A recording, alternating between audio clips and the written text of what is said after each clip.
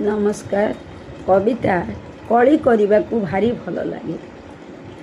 कली करने को भारी भल लगे। ससुर पुओं साथी रे कथारे कथारे मान अभिमान रागरुषा थाए सेथिरे। बेले बेले छाड़ पत्र देवाई कली कहे वाक्य मझिरे पिलांकु पचारे केउठी रहिबो बापा ना माँ पाखरे। कलीर वकिल स्त्री बाप घर बापा हसी हसी कहती मो समुदी कारागारे बंदी रही तथापि करुछ उन्नति।